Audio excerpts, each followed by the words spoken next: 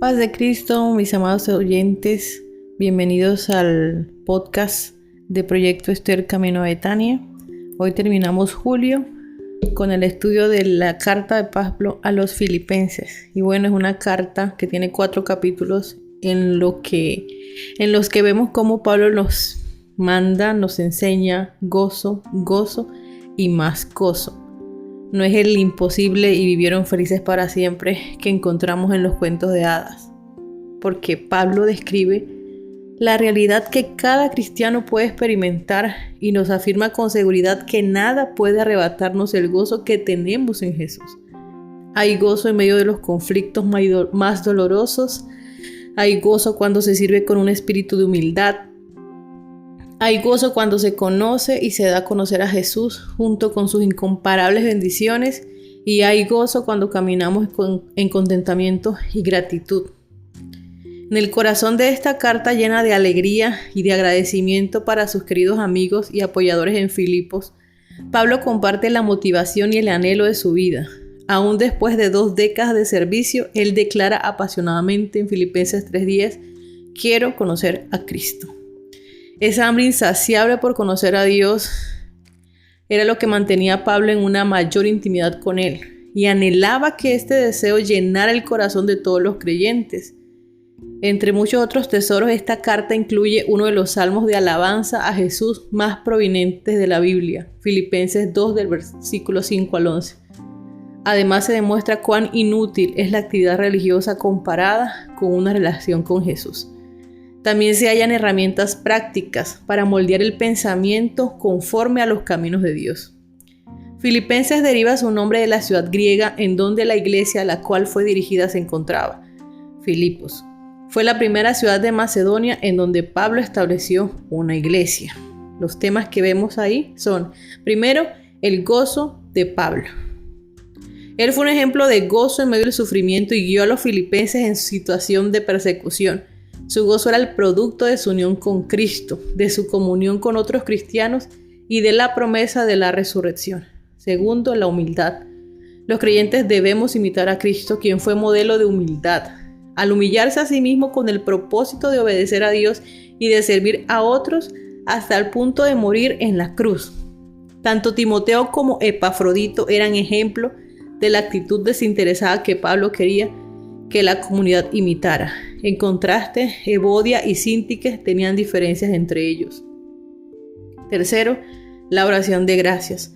Pablo felicitó a Epafrodito por arriesgar su vida en servicio al apóstol. Asimismo, reconoció y agradeció a los filipenses por su compañerismo en las misiones.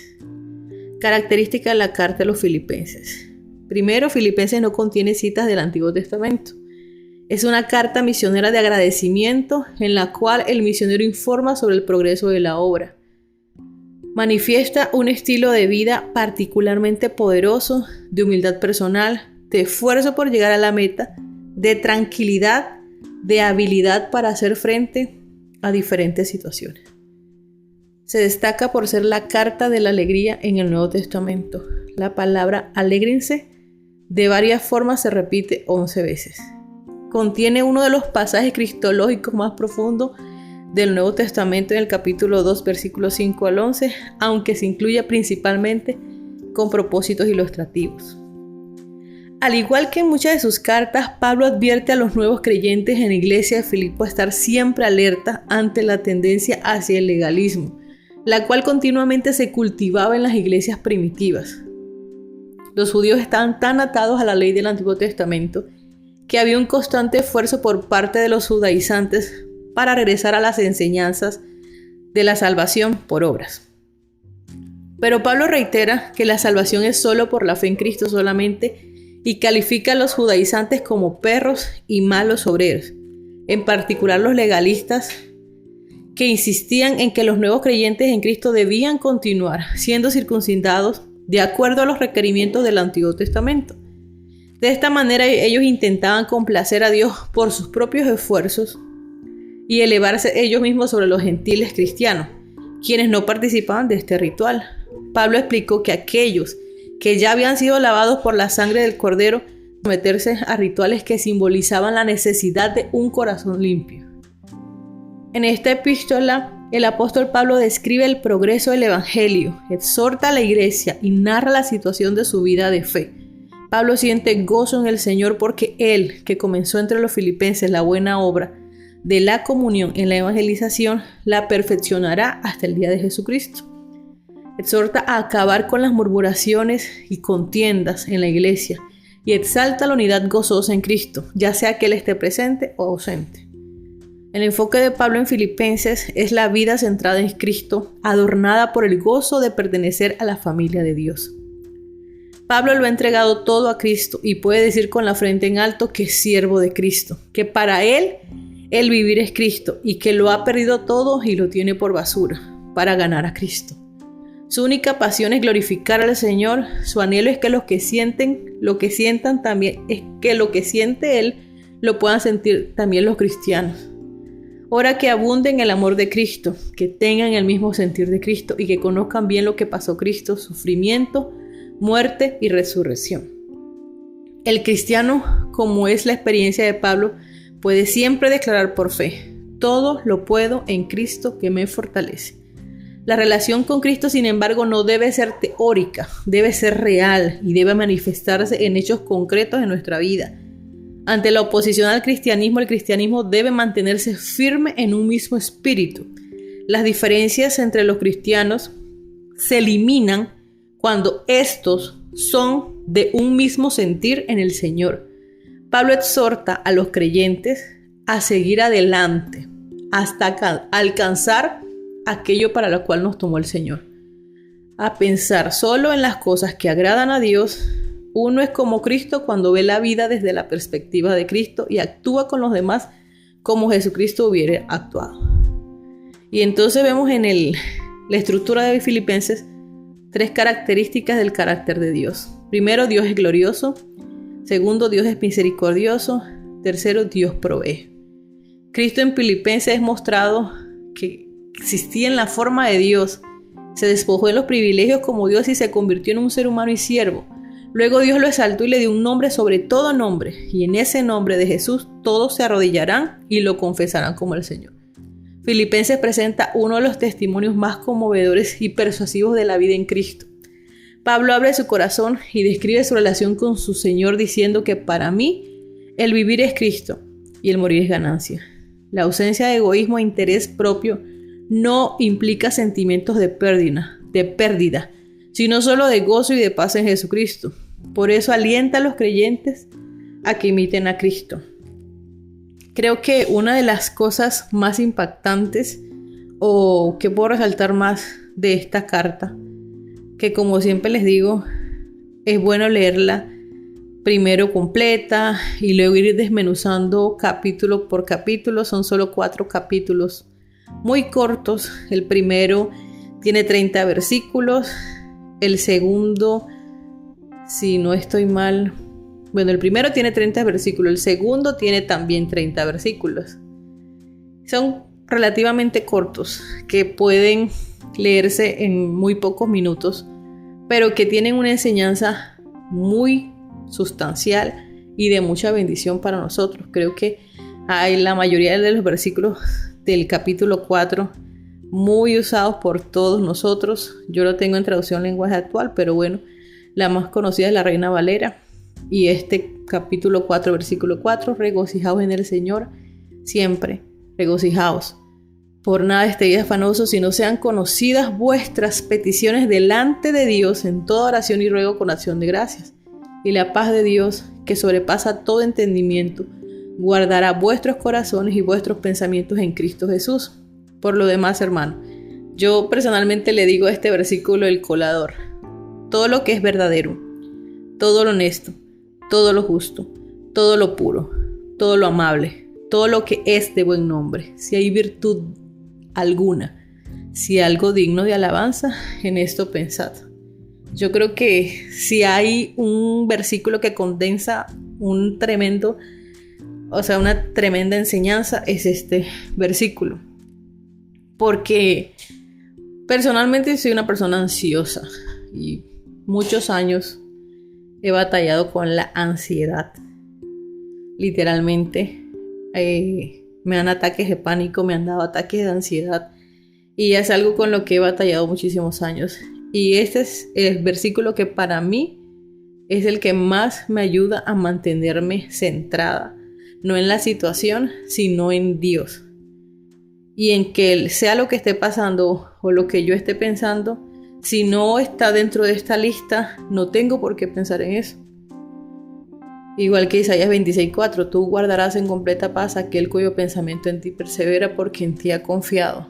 Es otro versículo que lo tengo como uno de los pilares de mi vida personal, porque siento y he vivenciado que nosotros no podemos vivir una vida tranquila, en paz y fundamentada en Cristo, lejos de las Escrituras. Podemos leernos el mejor libro de autoayuda, podemos ver videos, podemos escuchar podcasts de autoayuda, pero nada jamás va a tomar el lugar que tiene la palabra poderosa de Dios. Y Filipenses es una de esas cartas que deben ser conocidas, que debemos de sabernos de memoria, que tenemos que tener versículos relacionados a Él en nuestra mente constantemente, porque esos son los que nos ayudan a nosotros en esos momentos de dificultad a mantener la mente en el Señor. Y así comienza Filipenses 3, prosigo al blanco. O sea, no importa lo que esté pasando, no importa lo que esté a mi alrededor, yo tengo que poner mi mirada en el Señor. Tengo que poner mi fe en el Señor. Y Pablo se pone como ejemplo diciendo, yo sé que no lo he alcanzado todo. Y él estaba preso en ese momento, estaba viviendo una situación muy difícil. Pero él se regocijaba en decir que nuestra ciudadanía está en los cielos, de donde también esperamos al Señor Jesucristo, el cual transformará el cuerpo de humillación nuestra para que sea semejante al cuerpo de la gloria suya por el poder con el cual puede también sujetar a sí mismo todas las cosas. Nada se le escapa al Señor, ninguna situación, ninguna emoción, ningún sentimiento, ningún pensamiento. Todo está sujeto al Señor y nosotros debemos de sujetarnos también a Él. Y tener en cuenta, mis amados hermanos, que nosotros necesitamos siempre más oración y más Biblia, nunca menos oración ni menos Biblia. Que esta lectura consciente de la palabra de Dios haga parte fundamental y voluntaria en tu vida. Sé consciente de que nada más que esto es lo que necesitas. A veces lo primero que se hace en la mañana es agarrar el teléfono y revisar las notificaciones, redes sociales, de WhatsApp que me escribieron. Pero si tú tienes tu aplicación de la Biblia, te recomiendo que no empieces tu día sin antes leer un plan de lectura o sin antes leer un capítulo de la palabra del Señor y hacer un estudio personal, si así lo quieres, consciente y constante diariamente, para que tu vida pueda florecer y pueda también encontrar en la palabra de Dios el verdadero sentido que muchas veces perdemos por buscarlo fuera de lo que ya está establecido. Pueden pasar muchas cosas en nuestra vida, podemos estar sufriendo muchas situaciones, pero eso nunca va a quitar que Cristo es Cristo, que lo estamos esperando, que tenemos una ciudadanía que no es de este mundo, en que todo esto pasará y que todo se sujeta a Dios. Para mí es una de las enseñanzas más poderosas que me deja Filipenses y que es como motivante para seguir adelante, no solamente estudiando su palabra, sino en la vida cristiana. Luego viene Colosenses, que también tiene solo 4 capítulos y creo muy importante que no dejemos de estudiarlo, que no dejemos de seguir, como de exigirnos a nosotros mismos tener esa disciplina en cuanto a las prácticas espirituales, porque los beneficios siempre van a ser para nosotros mismos. Deseo muchas bendiciones de parte de Dios para ti, para tu vida, que Dios sea guardándote a ti y a tu familia, que el Señor Jesús te bendiga tus proyectos, bendiga tus planes, tus sueños, que te ayude en medio de la tribulación, que te ayude en medio de la prueba, en medio de la enfermedad. Sabemos que el Señor tiene promesas grandes, poderosas para nosotros. A veces se ven inalcanzables, a veces unas se demoran más que las otras, pero Dios está con nosotros. Bueno, yo siempre trato de compartirles personalmente mis procesos. Actualmente estoy en un proceso bastante fuerte y he sumado a eso mi embarazo.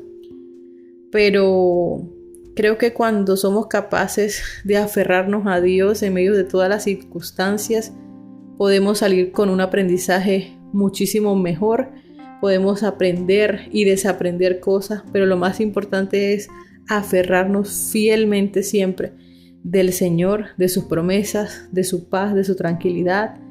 Si tú también estás pasando por una dificultad, estaré orando por ti. Si quieres compartir tu petición en el grupo de Proyecto Esther, lo puedes hacer, o por privado también lo puedes hacer. Pero no me gustaría que te sintieras solo o sola viviendo situaciones, porque a veces nos encerramos en nuestras como sufrimientos, nos encerramos en nuestras situaciones y que nadie me va a entender o que nadie va a querer escuchar mi problema. Pero créeme que todos necesitamos a alguien que nos apoye, que nos ayude, alguien que esté ahí disponible para escucharnos. Y bueno, de mi parte te ofrezco eso y deseo de verdad que el Señor Jesús te bendiga. Nos vemos el próximo mes con el estudio del libro de la carta de Pablo a los Colosenses. El Señor Jesús te bendiga grandemente.